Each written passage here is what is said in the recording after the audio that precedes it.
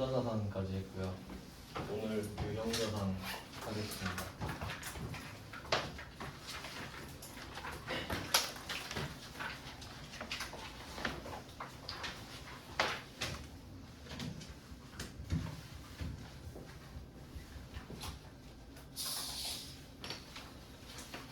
유형자산 하겠습니다. 유형자산은 비유동자산 소속입니다. 그러면 우리가 배운 대로 하면 지금 현재로부터 내년까지 현금화가 가능하면 유동자산이에요. 그러면 내년까지 현금화가 안 되고 내후년 이후에 현금화가 되면 비유동자산인데, 그러면 투자자산 같은 경우는 기본적으로 수익을 위해서 장기적으로 투자를 하는 자산이었죠. 그에 비해서 유형자산은 사용 목적이거든요. 그러면 우리가 투자라고 하는 거는 물건을 좀 싸게 사서 비싸게 파는 걸 염두에 두고 하는 말인데, 유형자산은 목적이 사용이니까 사용한단 말은 안 판다는 소리잖아요. 그럼 어떻게 사용을 해서 현금화가 되냐? 얘는 팔아서가 아니라 사용을 하면서 현금화를 시키는 거죠. 오랫동안. 그래서 얘는 이름에 유형자산이 있는데, 유형은 형체가 있다는 소리잖아요. 일단 이건 당연한 거고, 그 안에 숨어 있는 게 일단 사용 목적이다. 그리고 비유동자산 소속이니까 오랫동안 쓴다.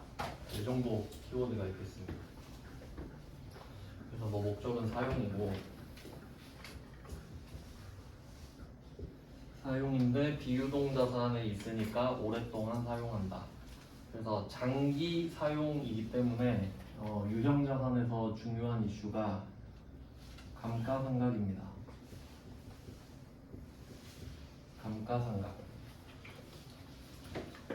여기서 감가상각은 사용해서 가치가 감소하는 것을 말해요. 우리 시험 범위는 아닌데 그 비슷한 것 중에 손상차손이라는 게 있어요. 시험 범위는 아닌데 두 개를 비교를 해보자면, 감가상각은 말 그대로 사용해서 가치가 떨어지는 겁니다. 그러니까 요거는 예상 가능한 범위 안에서 가치가 떨어지는 거예요. 근데 손상차손 같은 경우는 예상하지 못한 거, 뭐 예를 들면 그 옛날에 비 한창 많이 올 때 있었잖아요. 그러면 우리가 차를 맨날 타고 다니면은 1년 타면 이 정도 가격 떨어지겠지? 이 정도는 예상하고 타죠. 근데 내 차가 물에 잠길지는 예상하지 않죠. 그럼 갑자기 차가 물에 잠겨버렸어. 그럼 바로 전손, 폐차. 그럼 그런 건 손상. 그 정도 느낌으로 보시면 되겠습니다. 그래서 감가상각은 써서 가치가 떨어지는 거, 손상은 뭐 예상치 못한 그 천재지변 이런 것들. 우리 범위는 아닙니다. 손상 차손은. 그래서 뭐 이렇게 되고요. 그럼 이 정도만 간단하게 설명하고 문제 풀면서 계속 설명드리겠습니다. 유형자산 65번부터 시작하는데 3월 22일입니다. 대표이사 이만수 씨로부터 시가 3천만 원의 업무용 차량을 증여받았다. 증여는 준다는 소리입니다. 그럼 받았으니까 받은 건데, 그럼 상대방이 증여를 하고 나는 수증입니다. 증여를 받았다는 걸 수증이라고 하거든요. 그러면 3천만 원짜리 차를 받았네요. 취득세도 내고. 그러면 뭐 저번에 말씀드렸는데 어제였던 것 같은데, 자동차를 받은 사건이랑 취득세를 내는 사건은 독립적인 사건이죠. 그래서 뭐 이런 거 나오면 하나의 전표로 처리해라 이런 거 나온다 했죠. 실제로는 따로따로 돼요. 여기서 중요한 건 뭐냐면 장부금액이에요. 장부금액.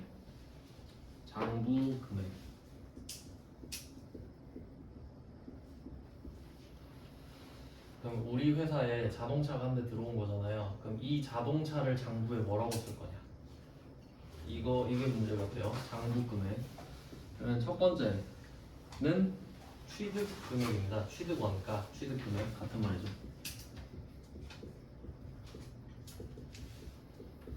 취득원가. 기본적으로 회계에서는 내가 쓴 돈을 가장 신뢰합니다. 취득원가, 내가 쓴 돈이죠. 취득할 때 쓴 돈을 그대로 적어라. 장부금액. 뭐 어렵지 않죠. 그 다음에 두 번째는 공정가치입니다.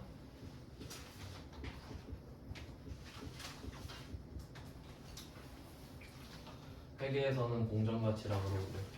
보통 세법에서 시가라는 말을 쓰는데 같은 뜻입니다. 일단 같은 걸 가리키는 건데요. 그러면 이때 1번, 2번을 제가 썼는데 요거는 우선순위로 쓴 겁니다. 그러니까 두 개가 있어요 이런 뜻이 아니라 취득원가가 우선순위 1번이고 없으면 2번으로 간다 이런 의미로 보시면 되겠습니다.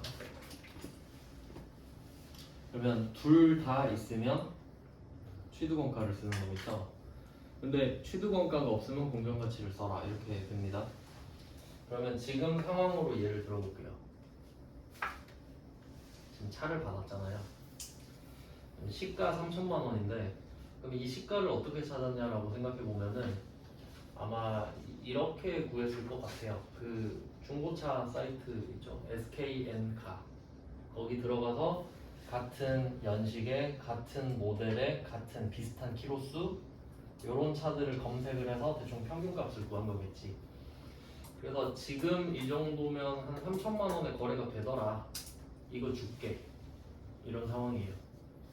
근데 지금 대표이사가 공짜로 줬잖아요. 근데 이럴 수도 있었어요.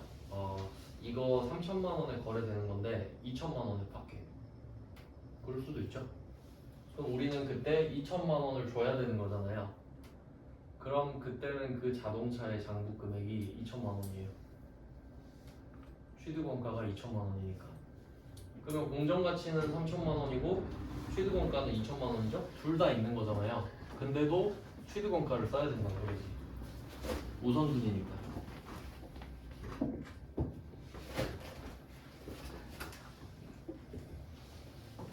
뭐 무슨 말인지 아시겠죠? 근데 지금은 취득원가가 없잖아요. 그러니까 그 차 얼마야 하면 요새 3천 정도 하던데 그럼 3천이라고 적어 라고 할 수밖에 없는 거죠. 요거 되게 중요한 거여서 그래서 첫 문제로 넣었어요. 그래서 뭐 이 정도 예시 하나 있으면 될 것 같고요. 이제 차를 받았거든요. 그러면 차를 뭐라고 할 거냐 하면 차는 차량 운반구라고 합니다. 차량 운반구.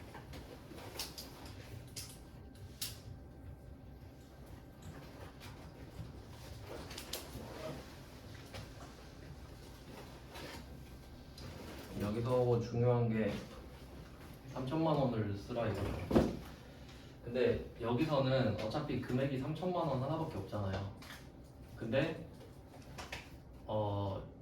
이런 식으로 두 개를 줘버리면 좀 혼란이 올 수 있죠. 그래서 예시를 든 거예요. 그러니까 시가는 3천인데 2천만 원에 샀다 이럴 수도 있기 때문에 그 정도 같이 생각해가지고.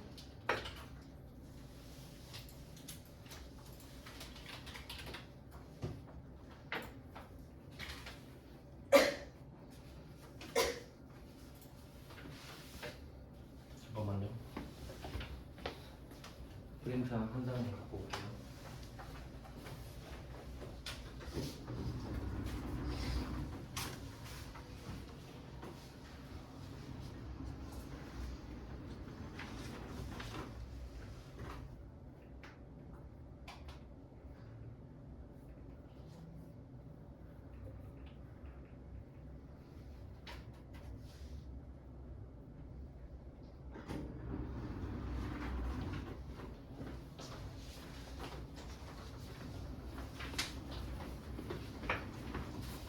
차량 운반구는 자산입니다.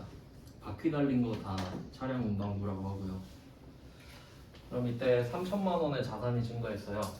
원래 돈을 써야 자산이 증가하는 건데 지금은 공짜로 받았잖아요. 그러면 이 3천만 원은 전부 수익입니다. 공짜로 얻었으니까. 그럼 그때 그 수익의 이름이 자산 수증 이익이에요.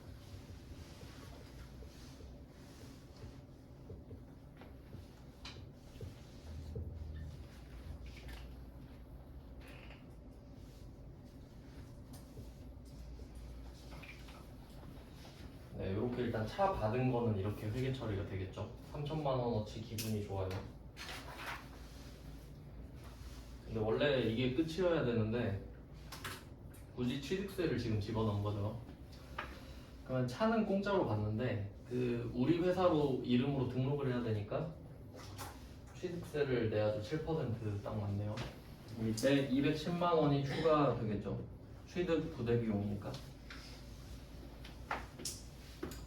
근데 210만 원이 더해지고요. 이 210만 원은 현금으로 내면 됩니다.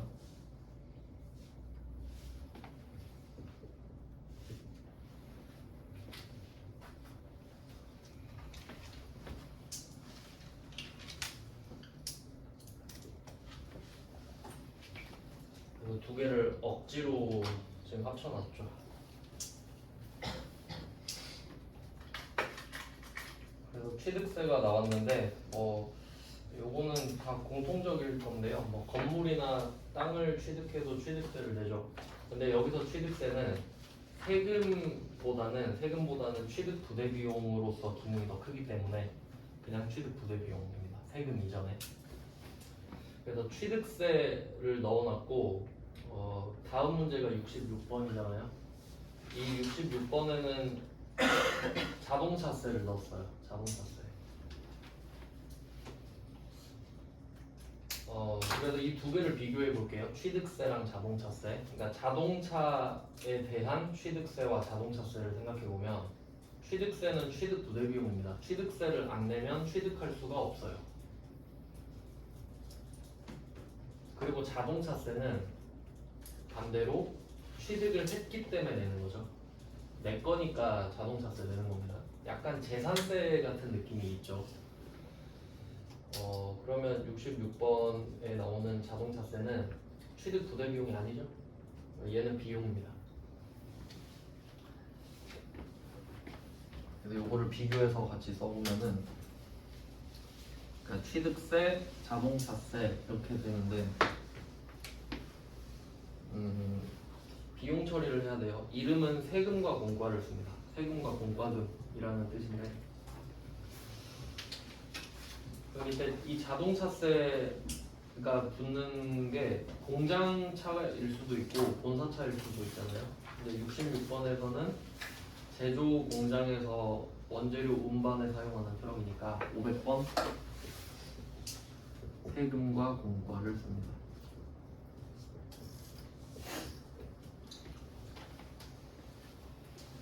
세금과 공과 12만 원이네요.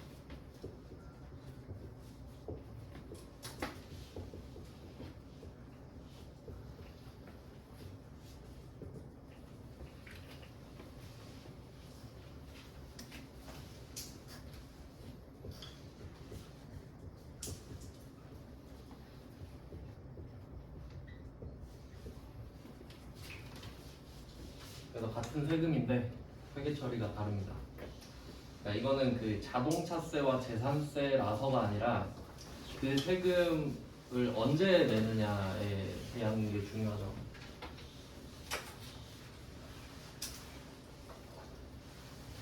그래서 두 개를 비교를 해볼게요. 그리고 그 비슷한 게 하나 더 있는데 지금 이게 210만 원이 취득세고요. 그리고 지금 이 12만 원은 자동차세인데 취득세랑 좀 비교할 만한 게 자동차 보험료 정도가 있어요. 자동차 보험료.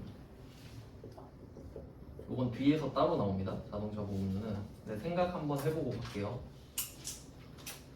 자동차 보험료는 취득세랑 좀 비교를 어떻게 해야 될까? 일단 자동차 보험료는 의무보험이죠. 그러니까 이 의무보험이라는 거는 자동차 보험이 안 들어져 있으면 일단 운행은 못하게 돼 있는 거죠. 물론 대포차도 있긴 한데 좀 편법이니까요. 그럼 이때 취득세는 자동차를 취득할 때 필요한 거고요.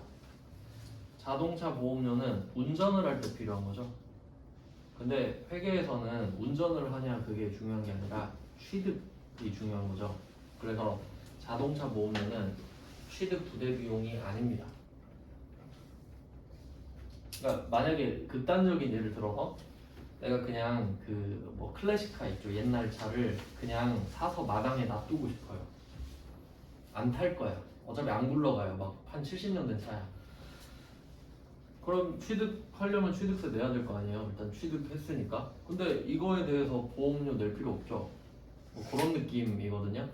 그래서 이 자동차 보험료는 또 다른 자산이에요. 그러니까 자동차 보험료를 내면 그 보험 혜택을 받을 수 있는 권리가 생기잖아요. 그래서 그 자산으로 처리를 하는데 그건 뒤에서 결산 때 따로 배울 겁니다. 그래서 그냥 비교하자면 그래요. 취득세는 자동차 취득 부대 비용, 자동차 보험료는 또 다른 자산. 자동차와 또 별개의 자산이고, 자동차세는 그 뒤에 후속적으로 원칙은 1년에 2번씩 내는 거죠. 6개월마다. 비용 처리를 그때그때 합니다.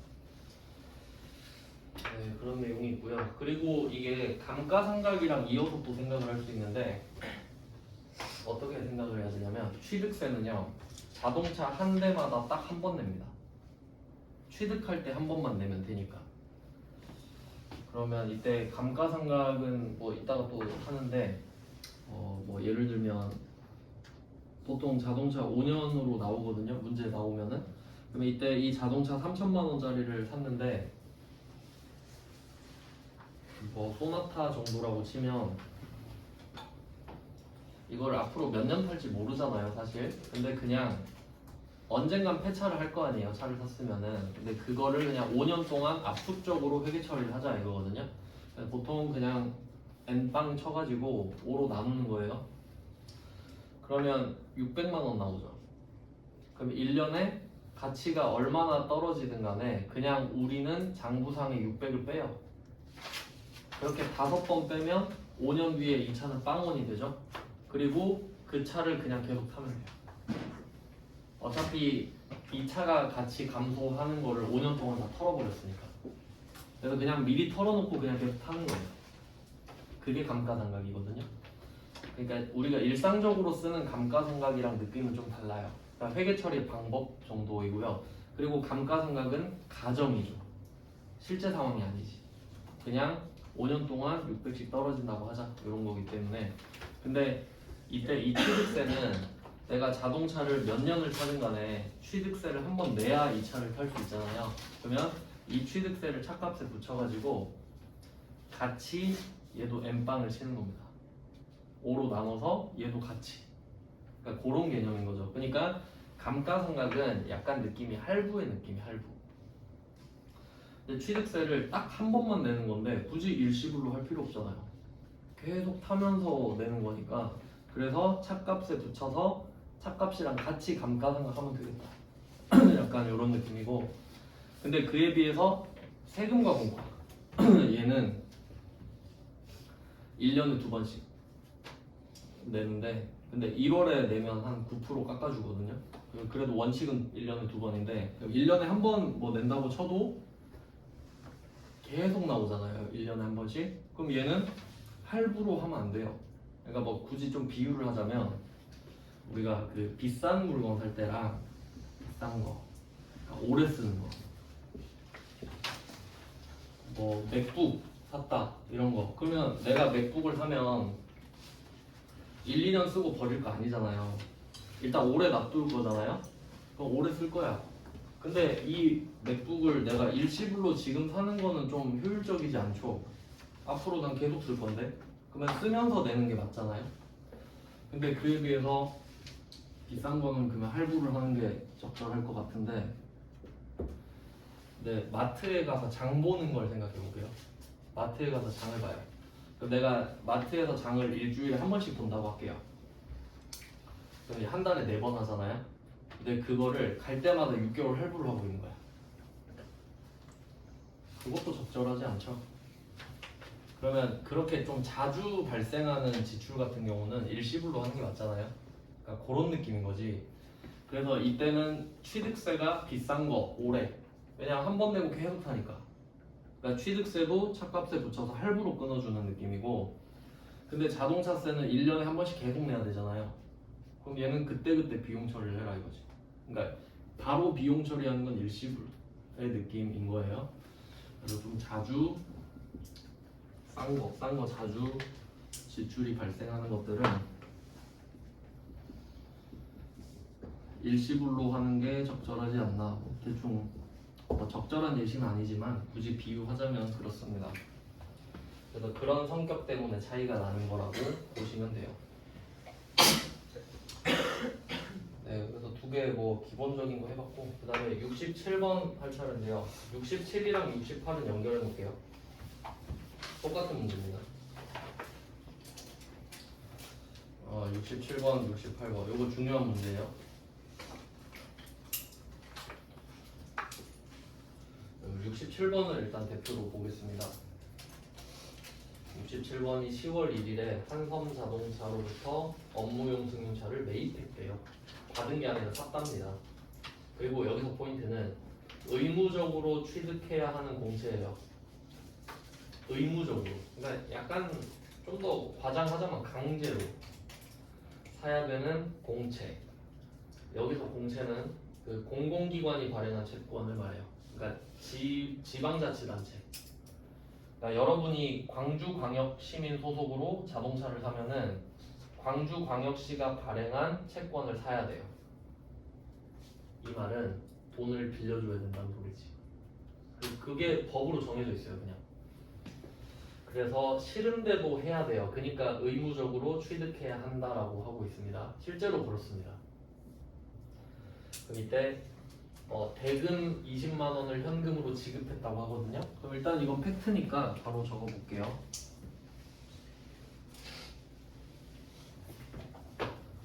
현금 20만 원.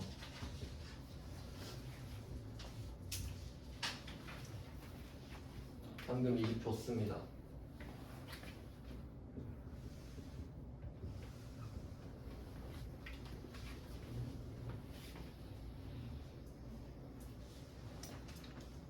그러면 공채를 샀으니까 뭐 공채도 있겠죠. 그럼 공채를 달라 해야 되는데 공채의 현재 가치가 18만 원이에요. 현재 가치는 시가라고 해석하시면 되겠죠. 그러니까 공정가치, 현재 가치, 시가. 그럼 이게 말이 안 돼요. 20만 원을 줬는데 왜 18만 원짜리를 줘? 이게 앞에서 살짝 했었는데 금리랑 관련이 있죠. 금리랑. 이게 그 지역마다 그 채권의 뭐 이름이나 연수가 다른데 아마 뭐 지역개발 채권 이렇게 들어갈 거고 5년 정도 되는 걸로 알고 있는데 5년짜리라고 해볼게요.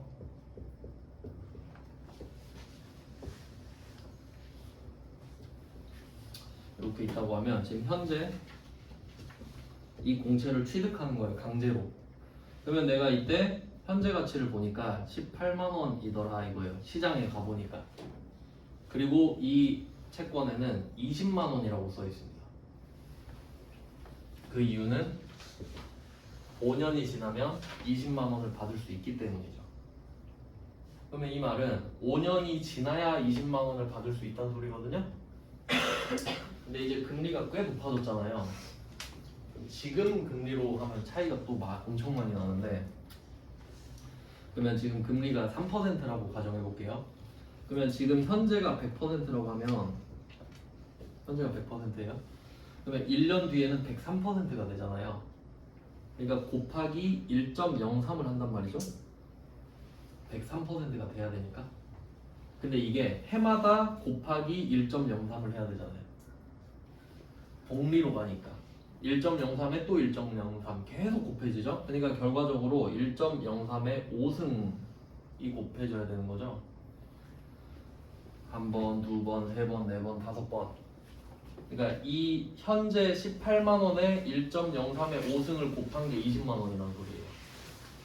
물론 그렇게 높진 않았을 겁니다. 지금 숫자 차이가 별로 안 나니까. 근데 계산 방식이 이렇다는 거예요. 그러니까 이 20만 원을 역으로 추적했을 때 금액이 절대 20만 원보다 크진 않겠지. 그러니까 금리 때문에 현재 가치가 낮다 정도만 아시면 돼요. 계산 방식은 모르더라도 그냥 상식적으로 생각하면 여러분이 이 채권이 있는데 5년 뒤에 20을 준대. 그럼 이걸 20 주고 사겠습니까 지금? 어떤 바보가 그런 짓을 해요. 지금 내가 이 20을 써도 되는데 5년 뒤에 20을 주는 걸 사? 말이 안 되죠. 근데 우린 어쩔 수 없이 사야 돼요. 정해놨잖아. 차를 살 거면 이것도 사라 이거지. 그럼 우리는 그냥 울며 겨자 먹기로 사죠. 사기 싫은데. 근데 또 하는 말이 여기 20만 원 써 있으니까 20만 원을 달래. 그래서 20 줬죠? 근데 우리 아까 제가 쓴 거 기억나죠? 여기 1번 취득원가, 2번 공정가치 써놨죠? 그럼 지금 취득원가 18만 원, 20만 원이죠. 취득원가 20만 원, 공정가치 18만 원 아닌가요? 그럼 제가 둘 다 있으면 1번 쓴다 그랬죠? 취득원가. 그럼 20을 써야 되지 않냐? 20 쓰고 20을 쓰겠다 하니까 거짓말이라 이거지. 그러니까 네가 20을 쓴 건 맞는데 이게 18만 원짜리인데 왜 20만 원이라고 하냐고. 거짓말이다. 그럼 어떡해요? 사실대로 써라 이거죠? 18만 원 써라 이거예요. 그러니까 얘는 예외가 되는 거죠. 그 왜 예외가 되는지 일단 적어놓고 생각해 볼게요. 그럼 우리는 이 공채를 지금 사게 됐으니까 공채는 유가증권이잖아요. 그럼 이거를 뭐 만기까지 갖고 있을 수도 있고 단타 칠 수도 있고 그냥 갖고 있을 수도 있어요. 근데 67번에서는 단기 매매 증권으로 분류한다고 했으니까 그냥 팔아버릴 생각. 보통은 그냥 팔아버려요. 싸게. 어차피 몇만 원이기 때문에 그냥 단기 매매 증권 18만 원. 그럼 왜 얘는 예외가 되냐면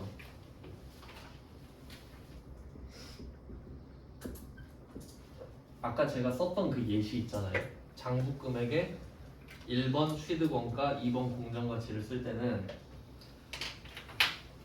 그게 전제가 뭐냐면 시가보다 싸게 샀을 때잖아요.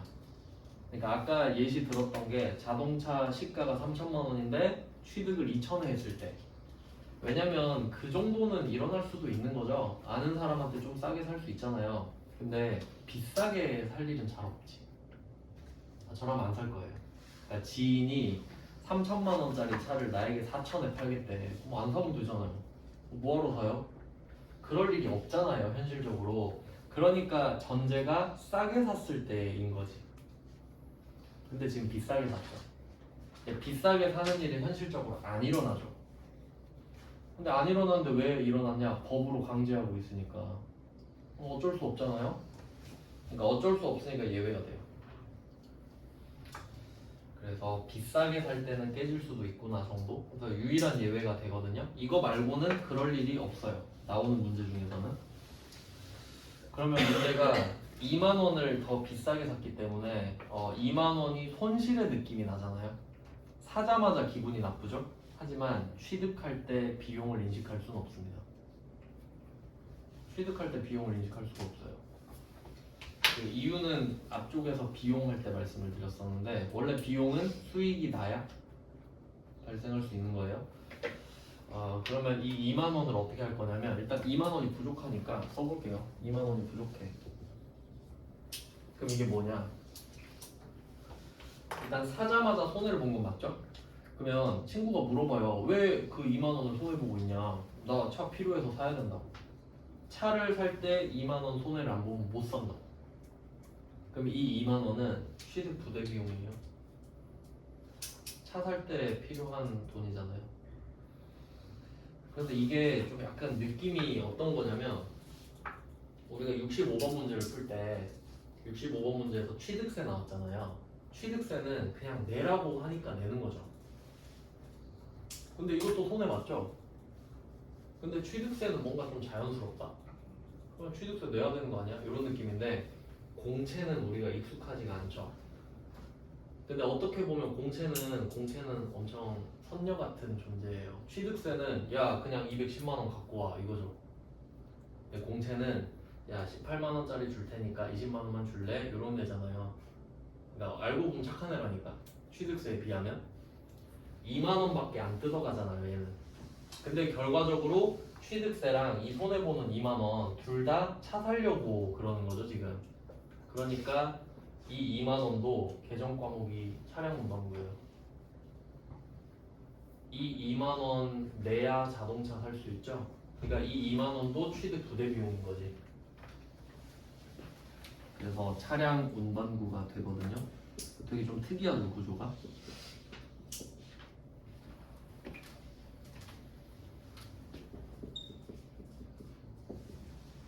근데 이거 중요한 문제입니다. 좀 오답률이 있겠죠.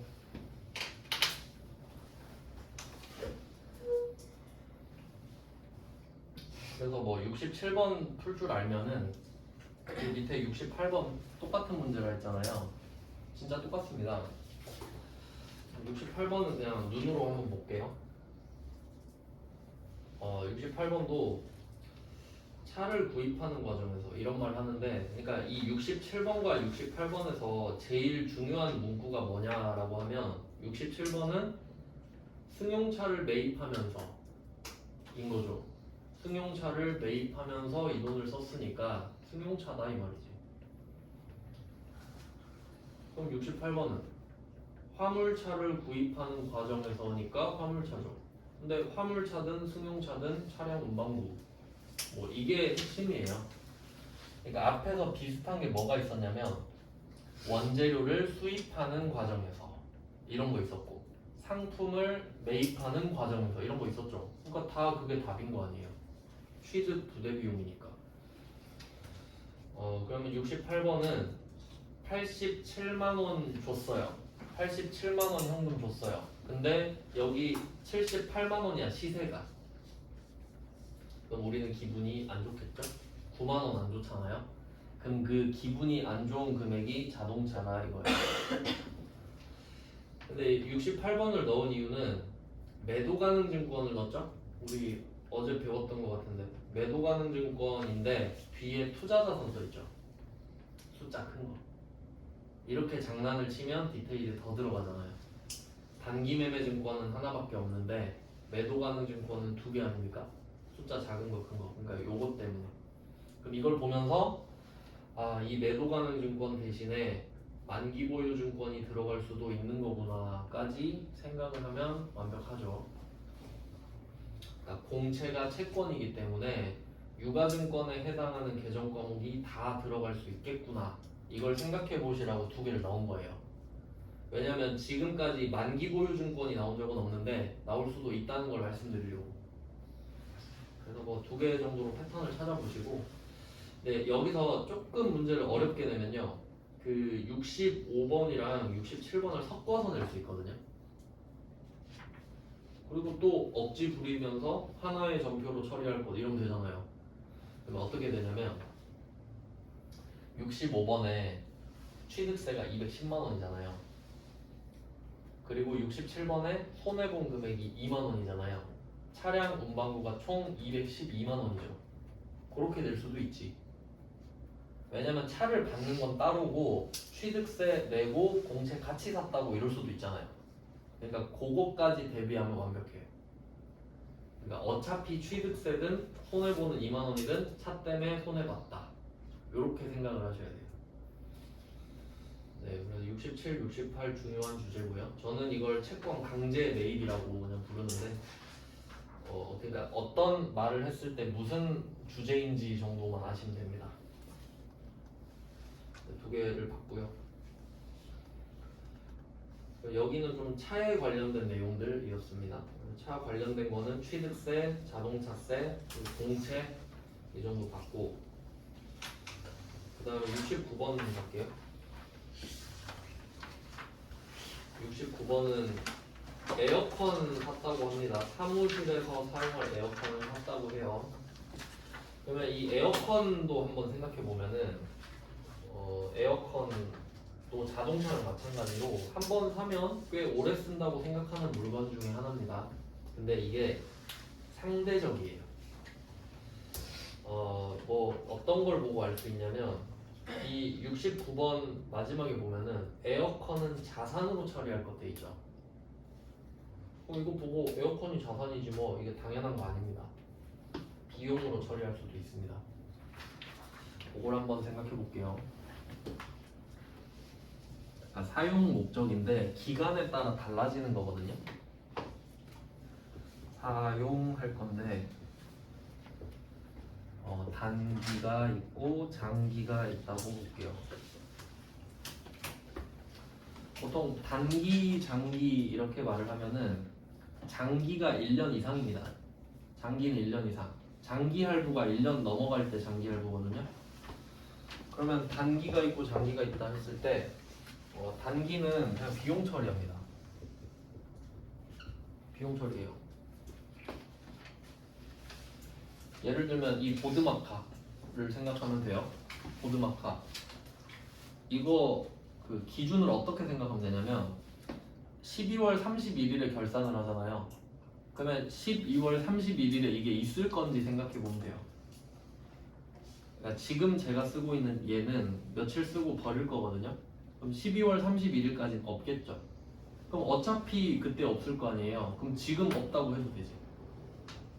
어차피 그때 없을 거 아니에요. 그럼 지금 사면서 비용 처리를 해버리는 거예요.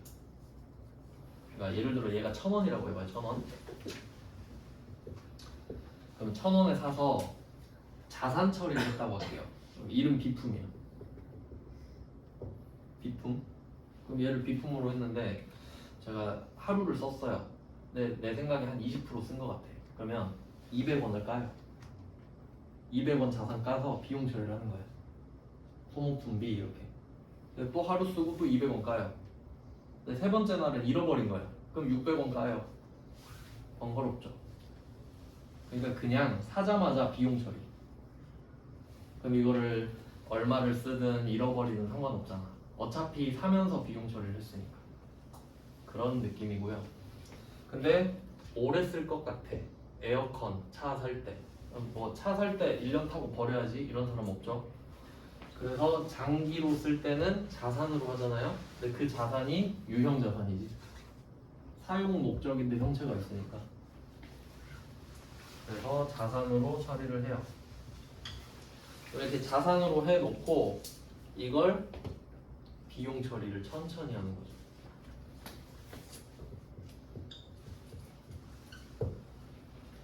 그래서 아까 제가 예시로 들었던 게 단기의 비용 처리, 그러니까 사면서 1,000원을 바로 비용 처리하는 거 있잖아요. 그러니까 얘는 일시불 느낌. 바로 1,000원 까버리는 거니까.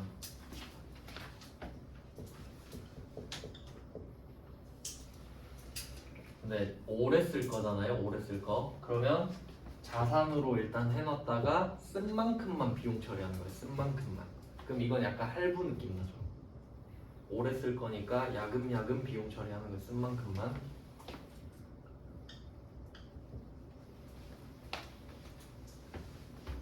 뭐 이런 느낌인 거죠.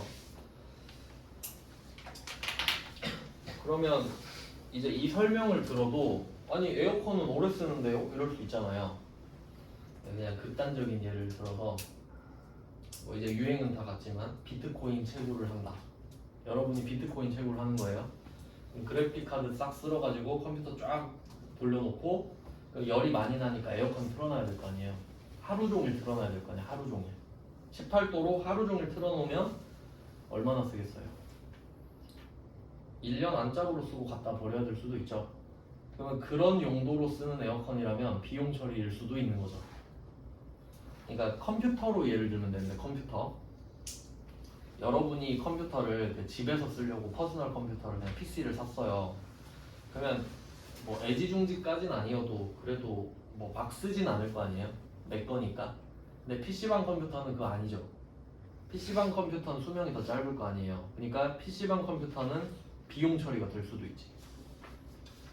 근데 우리가 사무실에서 쓰는 컴퓨터는 자산이겠죠. 뭐 그런 느낌이란 거거든요. 그럼 여기서 에어컨이 자산이다 이 말은 우리는 에어컨을 소중하게 오랫동안 쓸 계획이다 라는 뜻이죠. 그러니까 무조건은 아니란 거지. 의도에 따라 달라지니까. 그래서 이 말이 있어서 얘는 비품이란 걸 알 수 있는 거예요. 자산이죠, 자산. 비품. 그러니까 원래는 그 비품이 맞는데 지금 혹시 그럼 저 비트코인 채굴해요. 만약에 그러면 소모품비로 그냥 떨어버린대요. 에어컨도 나한테 소모품이거든 그냥. 그래서 소모품비는 비용이고요. 참고로 같이 알아두세요. 보드마카는 소모품비인 거지. 비품이긴 하지만 소모품에 가까운 비품. 그래서 에어컨은 200만 원이고요.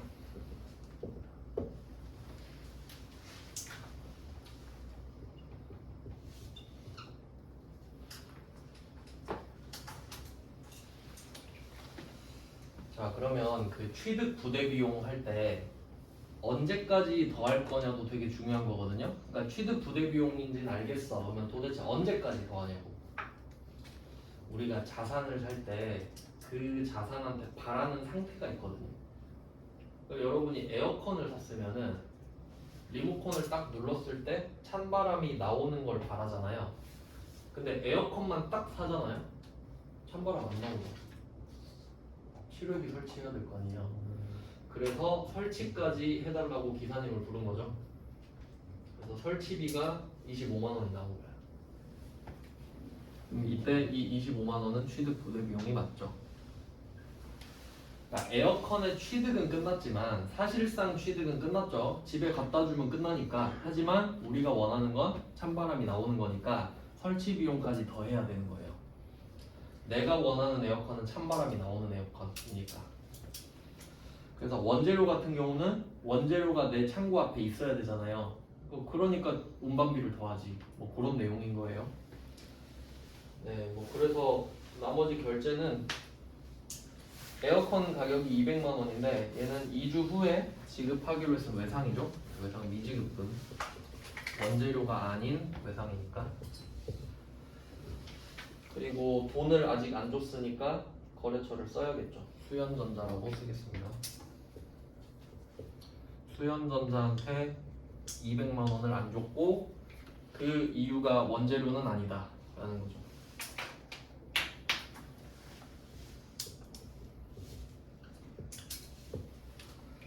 그리고 설치비는 따로 드렸으니까 보통 예금으로 줬답니다.